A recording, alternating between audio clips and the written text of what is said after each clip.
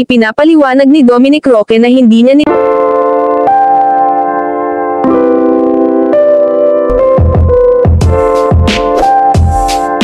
Ipinapaliwanag ni Dominic Roque na hindi niya nililigawan si Catherine Bernardo. Itinama ni Dominic ang mga balita sa pamamagitan ng pagtanggi sa mga tsismis na siya ay nanliligaw kay Catherine Bernardo.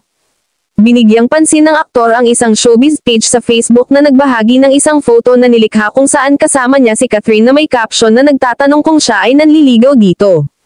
Sa mga komento, sinabi ni Dominic, "Kapatid ko po yan," na nagpapalakas ng pagkakaibigan lamang ang kanilang relasyon. Malalim ang pagkakaibigan ni Dominic at Catherine, sila ay dating kasapi ng Nguya Squad, kasama ang dating nobyo ni Kath na si Daniel Padilla. Kasama sa squad sina Daniel, Catherine, Dominic, Ria Ataide, Ariel Garcia, Gabby Garcia, Patrick Shugi, Marco Gumabaw, at Khalil Ramos. Nitong taon, naging usap-usapan si Dominic dahil sa kanyang hiwalayan kay Bea.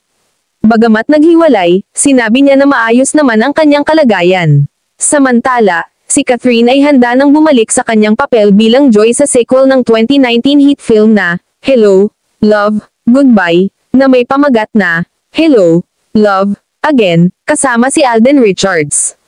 Ang pinakahihintay na pelikula ay nakatakdang ilabas sa Pilipinas sa Nobyembre 13.